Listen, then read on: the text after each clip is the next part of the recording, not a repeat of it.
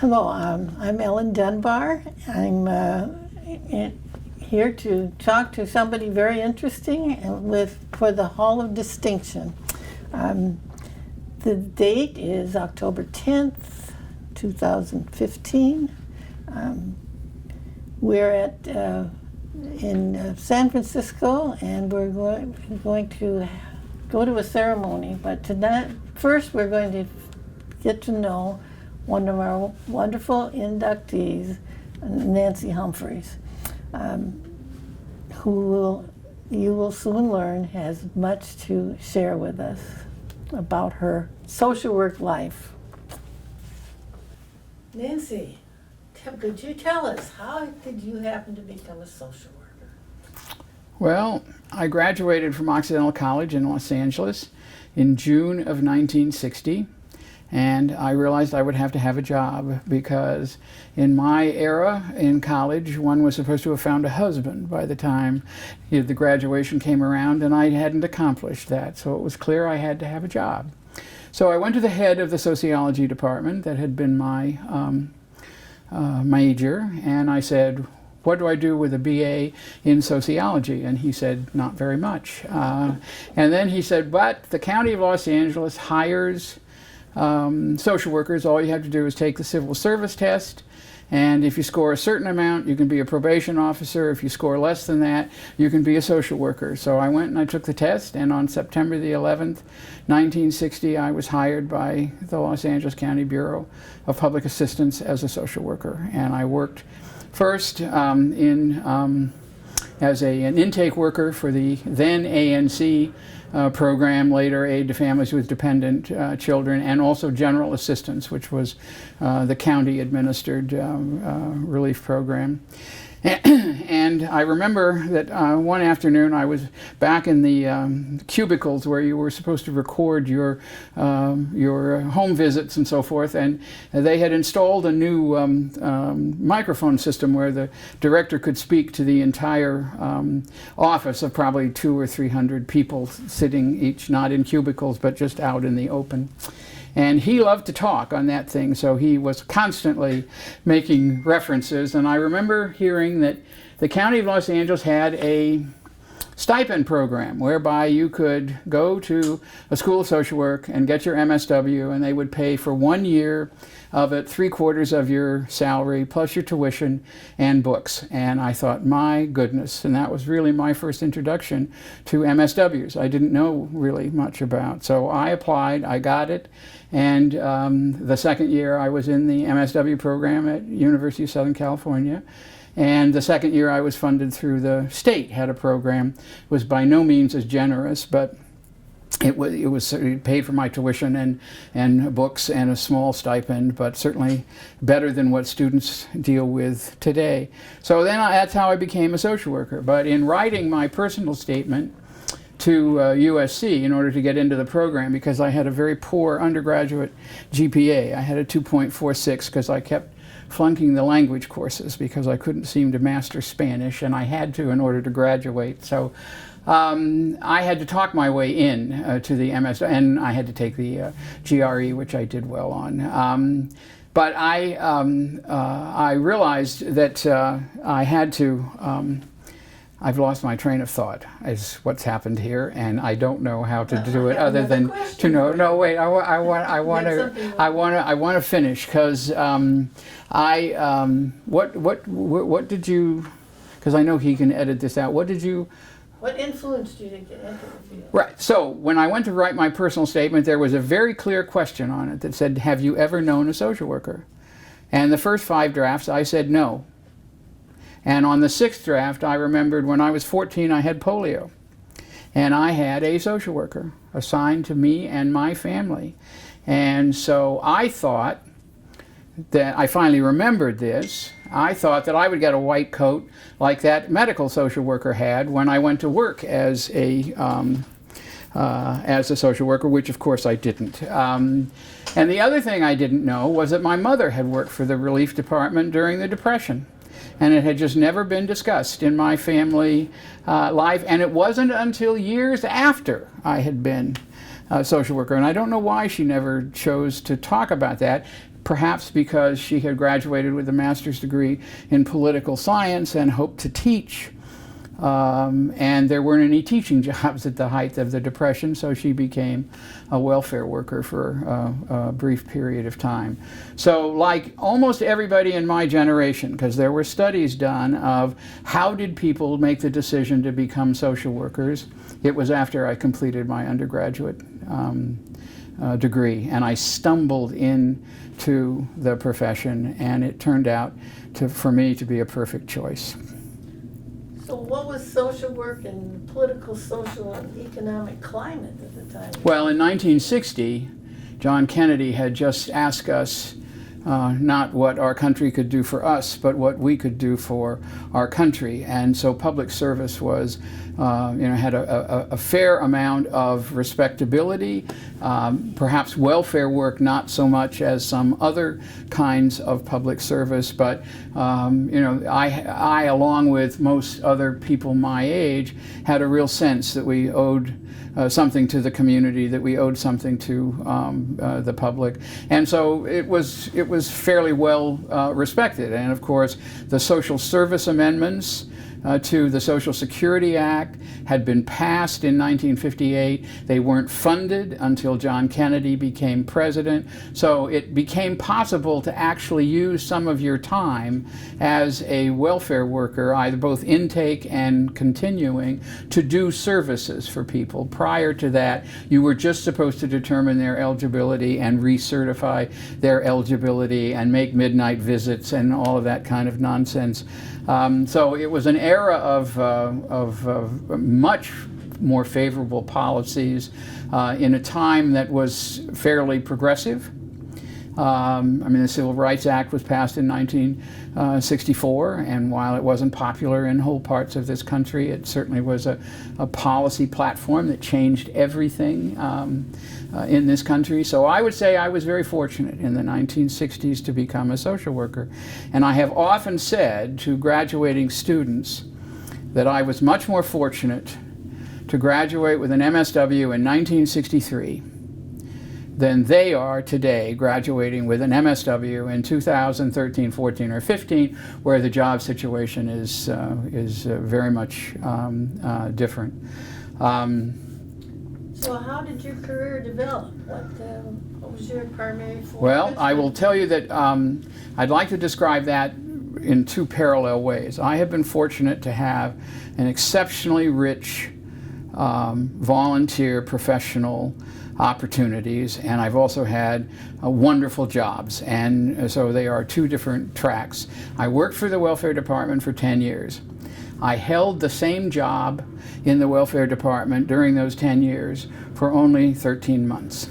It was an era of enormous expansion and public funding for social services. So I went from being an intake worker to being a training supervisor, and then I was pulled off of that for a wonderfully innovative project that was funded by the state of California, where I organized welfare rights groups in the county of Los Angeles, along with 3 other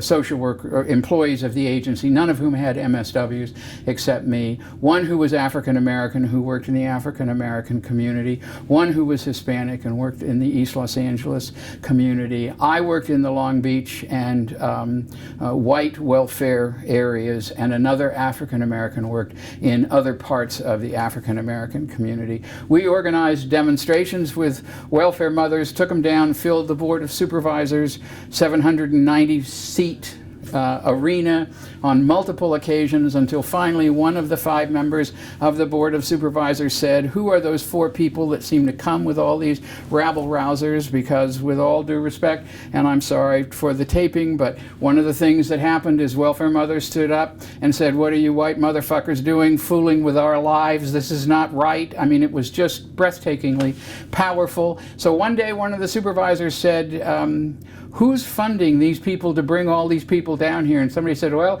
it's a project from the state of California. And the Board of Supervisors said, well, we're going to put a stop to this. And they did at the end of the first year. It was supposed to be a 3-year project. It was only a 1-year project, but I got to organize welfare rights groups, which was an unbelievable opportunity. From there, I went in and became the program director for child welfare, the assistant program director for child welfare for the County of Los Angeles. Then I became the head training supervisor. Then I became the director of training for elder services.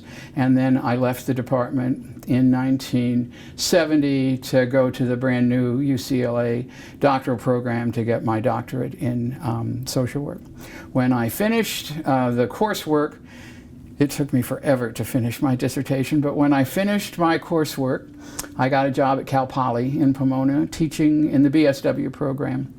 And that was the second year I was there was the year that they first accredited BSW programs. So I wrote my first self-study for that program in 1973, and I finally finished my dissertation in 1975, and I continued teaching for the next 2 years. I also taught part-time at SC, and I taught part-time at UCLA. And then I knew that social work was bigger than what I had learned in California. And when I got my MSW, on that day, I said to myself, I want to be two things. I want to be the dean of a school of social work, and I want to be the president of NASW. And so I set about to do that. And so I decided I had to leave California. And stopping smoking and leaving California were the two hardest things I ever did in my adult life.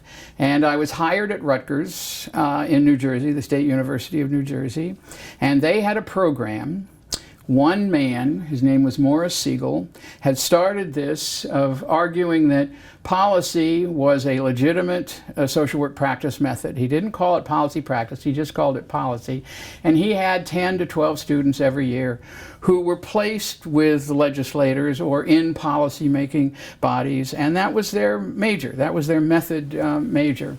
And I thought that was a pretty interesting idea. And I had also met Bruce Jansen, by that time, who had come to USC and who had written the book, the first book, and named something called policy practice, although he says in subsequent publications that he didn't really know what he meant by using that term. And Bruce's definition of policy practice is something that all social workers do. My definition of policy practice is something that a specially trained subset of the profession have as a specialization, like administration, community organization, group work, and casework or clinical work, whatever you want to call it.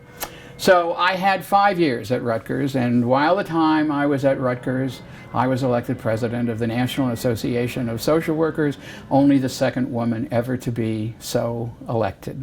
So I had done my homework to get to that position in California by having been the president of the Los Angeles chapter, which then joined something called the Greater California chapter on the road to becoming a single state chapter, and I was the first president of the California chapter, and I was president of the Greater California chapter.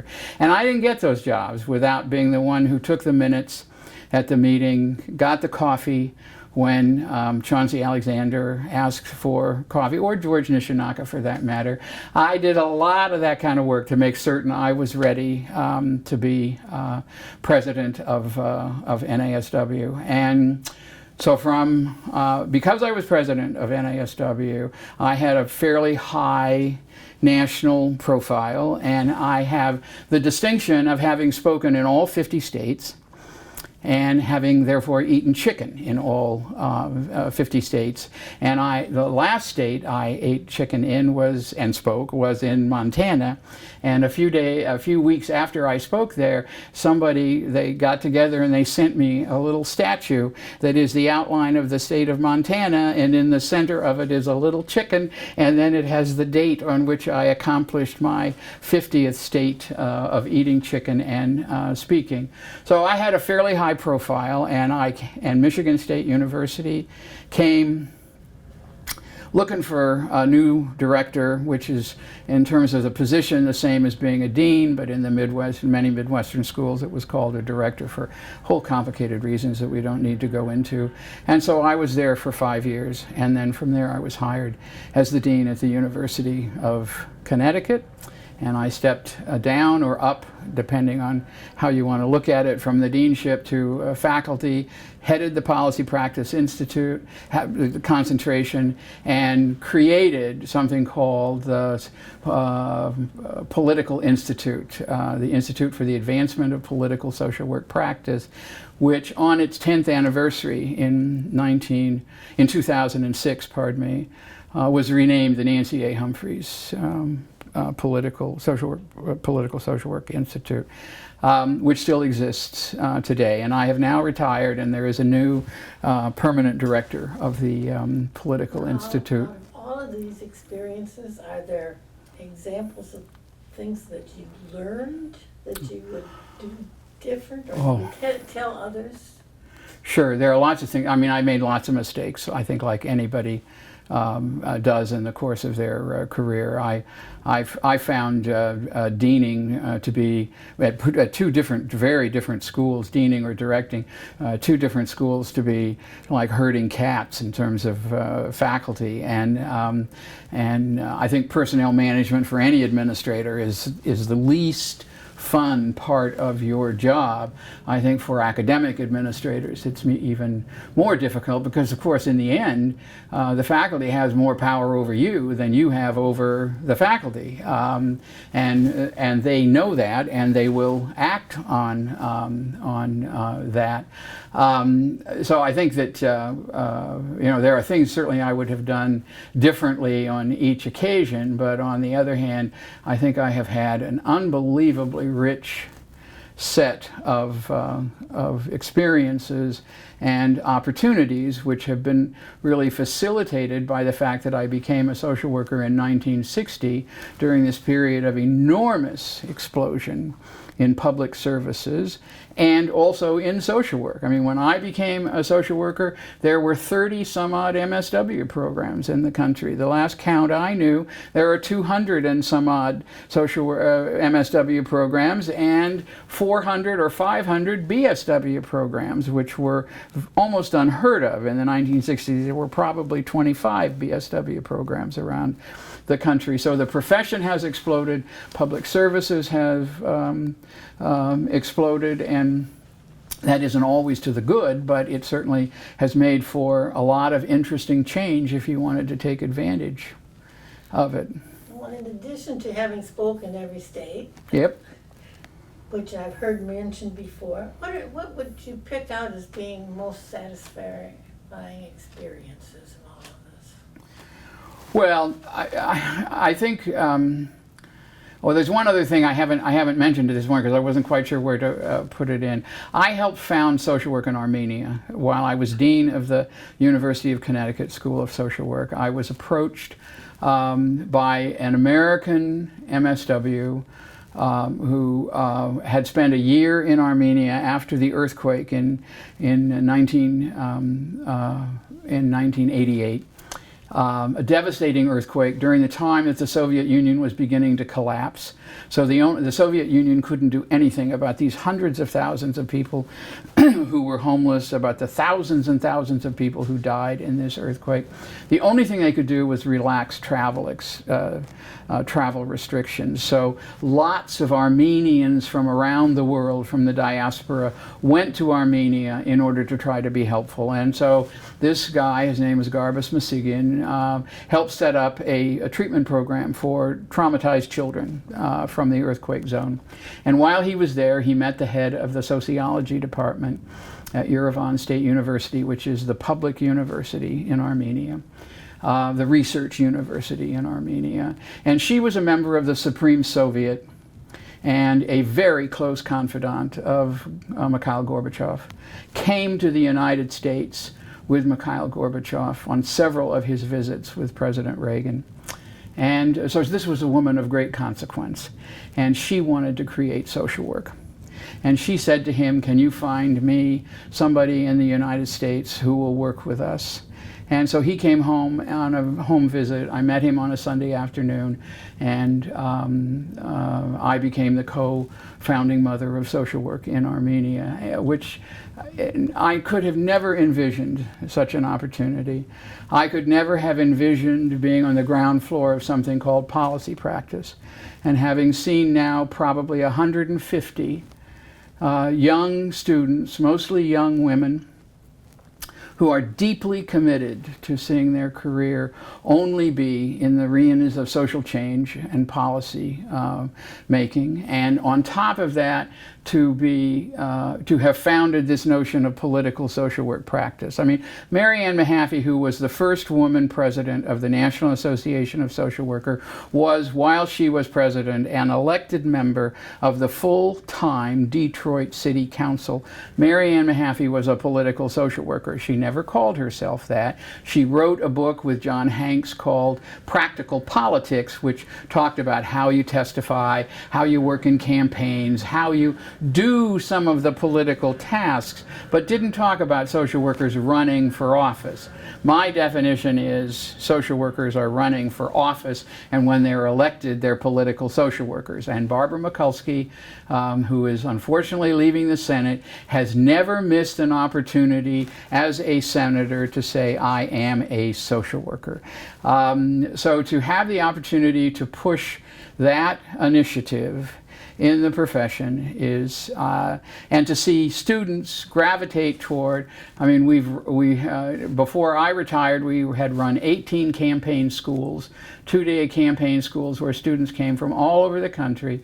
I've had several people come from California, go back and run for office as a result of the training at the campaign school. Those are opportunities that I couldn't even have in the beginning said, when I said I wanted to be the dean of a school and I wanted to be president of NASW, I could never have envisioned playing a role in those three things. And I think it's, I think you have to take some risks, and I think you have to be open, and I think you have to trust yourself, and I think you have to be willing to grasp at what is a kind of nebulous feeling about something, but and you can have almost magical experiences in terms of opportunities. What's the most difficult experiences? Well, I've had some pretty hard. I've had some pretty hard things. It wasn't easy for me to be the second woman because I was also very, very young. Mary Ann Mahaffey was far more established. I was elected president in when I was 39 years old, and that was unheard of in the profession, and I was very proud of that. But it meant I dealt with being a woman and being a very young woman, and therefore suspect. What I did not talk about at that time was I was a lesbian, and those were times when there was a very small caucus of LGB. LG, yeah, we just had L and G. We didn't have B and T in those days, but it was not a time. I mean, if anybody ever asked me if I was a lesbian, I would always say yes, but I never went about ever saying that I was a lesbian. And I regret now that I was not willing to be one of the people who early on said I am a lesbian and took whatever whatever was coming. When I was president, Chauncey Alexander was still the executive director, and he was a very powerful force in the association. And Chauncey and Mary Ann Mahaffey had been friends since they were both in the SC MSW program. And Chauncey and Mary Ann conducted her presidency as mom and pop of NASW, and Chauncey wasn't very fond of me, and I was not into being mom to somebody else's pop, and so I think I had some trouble that I probably could have managed differently. I think my presidency was successful, but it was largely successful because of things that were going to happen anyway. I mean, I just happened to have the good fortune to be president. The one thing I will say that I fought for and got accepted was we increased the affirmative action target for women to the representation of the number of women in the profession, which was considerably higher than the 53% of women in the population. And we had been, the affirmative action goal for women originally was 50%. And we had, at that time, I think 70 some odd percent women in the profession, maybe a high 70 in the profession. And so the affirmative action goal became the profession, not the you know, and I fought very hard for that, and I don't think that would have happened if I hadn't been president. On the board and in all leadership positions, all appointed and elected leadership positions. The other things that happened, I think, were going to happen anyway. Whoever was going to be president would have presided over some of those things. We adopted a new code of ethics at the delegate assembly that I presided over, which was a model code of ethics. I think that would have happened regardless of who was president. I do think the thing that I brought and the thing that became the basis of me being known was I spoke in all 50 states. And I went to many states multiple times. I was the most peripatetic president the association had ever had, because one of my skills was public speaking. And I also spoke to, we are all lucky to be social workers, and we have so much to contribute, and people ought to recognize us. And these were during the Nixon years. And then into, I mean, my presidency was from, the active part was from 79 to 81. So I was president when Ronald Reagan was elected president of the United States, and regrettably I was president of the California chapter when he was elected governor of the state of California. And I spent a lot of time with my friends saying, what did I do wrong in my early life that these are my two associations to this conservative ideology. That's what kind of leads into how have the field of social work and the political, social, and economic environment changed during your career? Well, it was much easier to be a social worker when I entered the field, and it was much easier to be a social worker when I was president of NASW. I thought Ronald Reagan was terrible. Ronald Reagan looks like a gift today, given what our Congress is talking about, who's running for president on the Republican side, the kinds of policies that are being advanced by the Republicans, not only in the federal Congress but also in state legislatures and by governors. The willful effort to deny health care to people in states that don't want to expand Medicare and take advantage of the Affordable Care Act. I mean, we were fighting for universal health care in the 60s, and we got the closest we're ever going to, I think we're going to get to it for a very long time, with the Affordable Care Act, and that in many states, people are being denied access to care simply because Republican administrations don't want to provide that access to health care. So I think it's harder politically now. I think the context is much more difficult. I think by the same token, the profession is much more developed. I think we're much more knowledgeable. I think we're better at what we do. I think we have better goals, and we have much more experience. I don't mean to sound like pie in the sky, but I think the context is much worse. I think we are much stronger, although we're nowhere near as strong as we need to be in order to deal with these. So what do you think we should be addressing now? Should we be doing something different? Well, in your interview, you talked about macro practice. I think we need to have a much more balanced approach. And there is right now a major initiative in the profession that's under the leadership. There's one group that's a natural group and one that's a CSWA group that's looking to balance micro and macro practice in MSW programs. And a tremendous amount of effort has gone into that. There are even some foundations that are funding pieces consequences of that. I think we have to have much more attention to macro practice. I think we have to be much more mindful of what are specializations and what are the responsibilities of all social workers. My reading of the Code of Ethics is that every single social worker is supposed to be doing some kind of advocacy on behalf of their clients and on behalf of the policies that the National Association of Social Workers has endorsed. That's my reading of the Code of Ethics, and I'm not reading between the lines. I'm reading the words in the Code of Ethics. I think that that we have to prepare students much better for how to do that. I mean, we, for example, one of the things my institute did was we started running a field agency-based voter registration project, so that every year, every student was supposed to conduct a voter registration program in their field placement. Now, many of them didn't do it. Many agencies gave people trouble, but we built a consensus that this was a legitimate social work activity. And the next step is, so you got them registered, you got to make sure they go to the polls and that they vote. And then the third step of this three-legged stool is they have to vote their interests. They have to vote for people who are going to stand up for them and for the things that they care about. That's very hard. That's the last piece of the puzzle, and it's clearly the hardest piece of the puzzle to put together. Well, if you had to do it again, would you do anything different? Or what have you learned that you pass on in your experiences to someone else? Well, in reference to one of your questions earlier about what didn't go well, my experience at the University of Connecticut was a very mixed bag.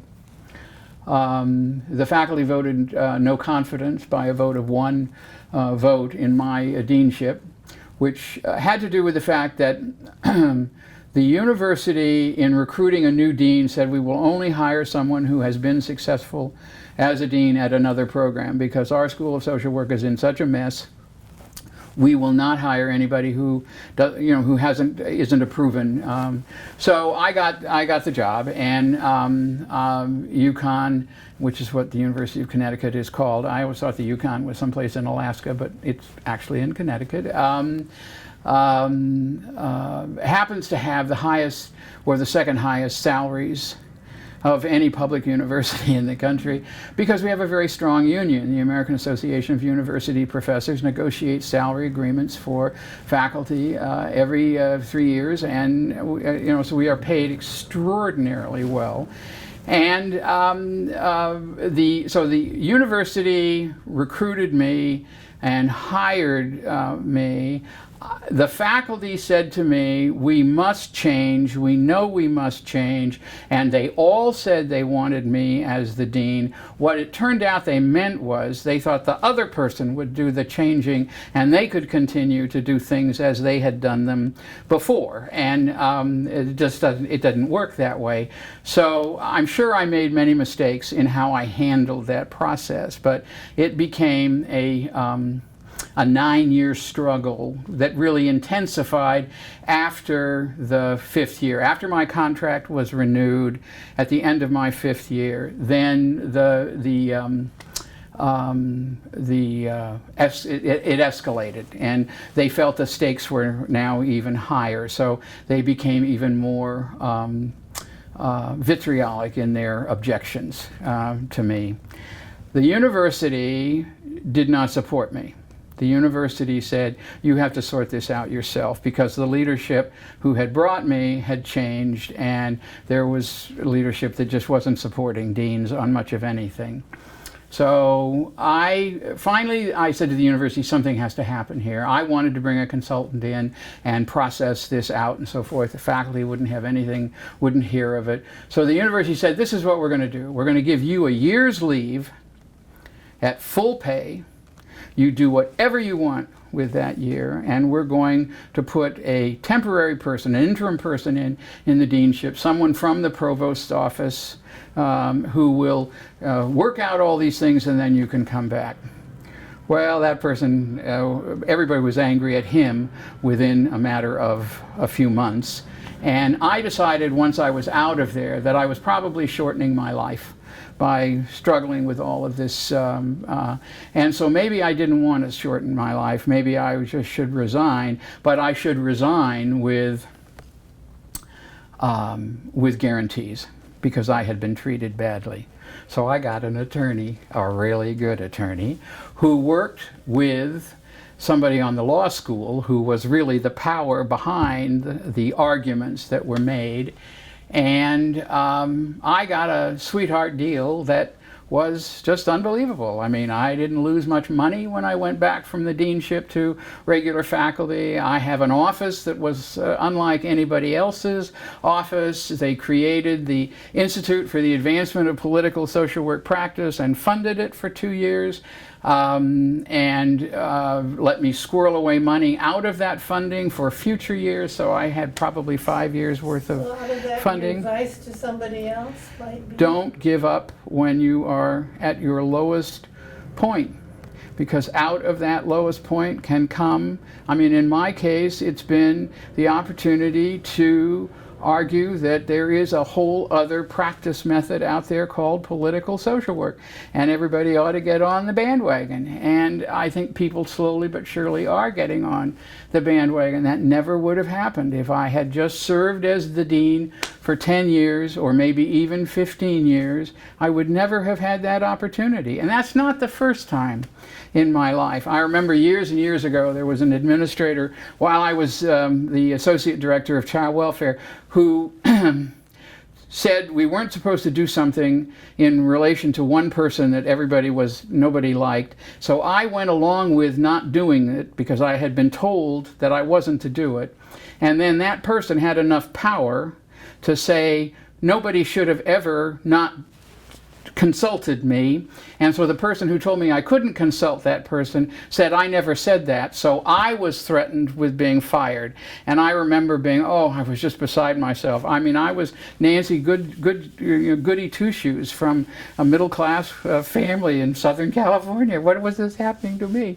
And in the end, the other person was fired, and I was told by the commissioner that they were very sorry that they had ever thought that it might have been me that had been, and then was clearly it was her and that she was crazy, and I agreed with him. So, I found some pretty, I've dealt with some pretty difficult situations, but out of that came opportunities that never would have happened under any other circumstance. So what I learned from that was, when you're at your lowest, at the darkest hour, don't assume that out of this can't come something really wonderful. And I don't think that's Pollyanna-ish, which is what some people would say, because I've been very fortunate to make, what is it? You make something out of something. I've forgotten the metaphor that, but I won't try to remember it at this point.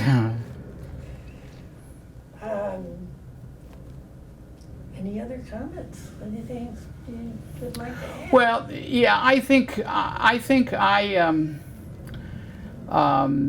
I would argue that one of the problems that the profession has at the moment is that younger generations are not joiners. It's pretty clear. I mean, there's a lot of data out there now that talks about the fact that the millennials are not joiners. They are part of electronic systems. I mean, they have all kinds of connections, but they're not joiners of traditional organizations. And at the same time, traditional organizations, I think NASW in particular, are light years behind the creative use of technologies.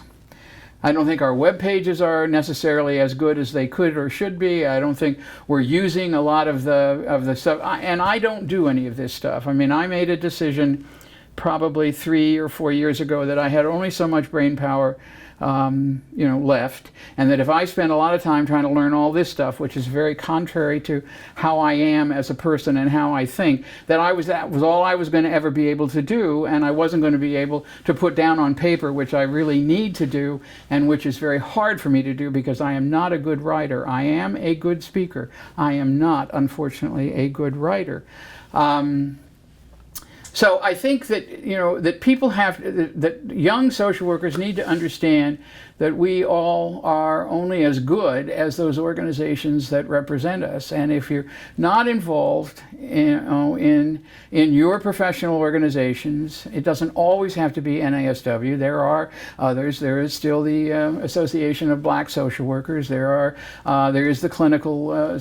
But if you're not involved in any of the organizations that represent the profession, then the profession suffers as a result of that, and you as an individual social worker suffer because the profession isn't very strong. And during the recent crisis around Black Lives Matters, I have several social workers in my generation, one being Hubie Jones, who used to be the dean at Boston University, an African-American man of a wonderful, wonderful guy. I happened to see him at a retirement party not long ago, and he said to me, "Where's NASW?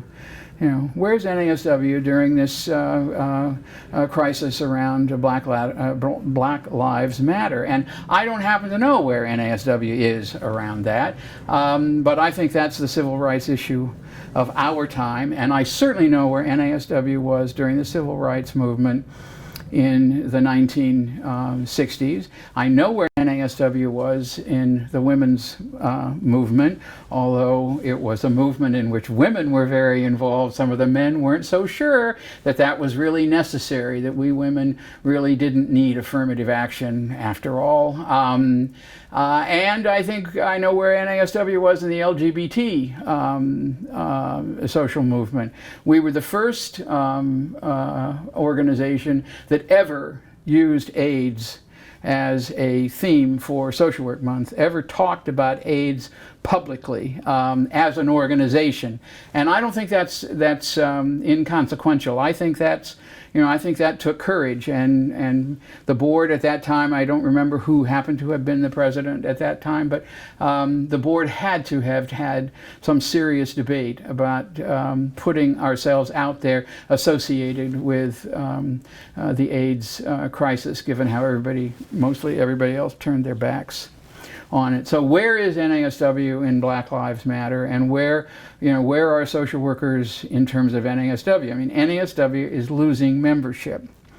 Everybody is losing membership, and I know that some of that came from a decision that had to do with insurance requirements, and that NASW did well financially in that arrangement, but one of the consequences was lots of people left, didn't renew their membership in NASW.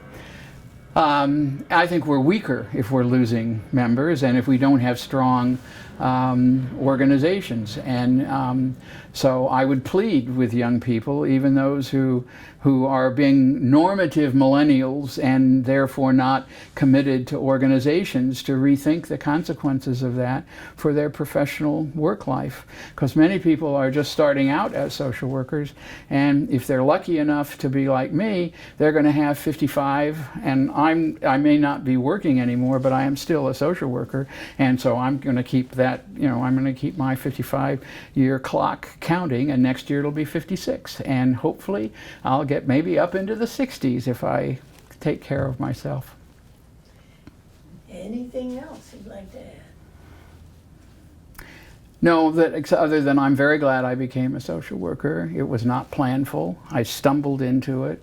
I think many people today are becoming social workers in a planful way because they take undergraduate social work courses in BSW programs and then go into MSW programs. I think that's all to the good, and I think there is amongst millennials a deeper commitment to public service, is what the data says. So if they are committed to public service or community service, then maybe many of them or more of them will drift toward social work as a way of doing that kind of community service. Because I think social work is such a portable degree. When people say, why should social workers be in elected office? I gave out a handout yesterday in a workshop I did here at the California NASW conference on what is social work and why is it important, that documents why social workers should be. Our skills, our mission, and the agenda of legislative bodies are mostly about social service issues these days. I think social workers need to be more proud of their, of their profession and more committed to advancing the profession, even though these are very difficult times, particularly for private nonprofits, which are really struggling to remain in existence.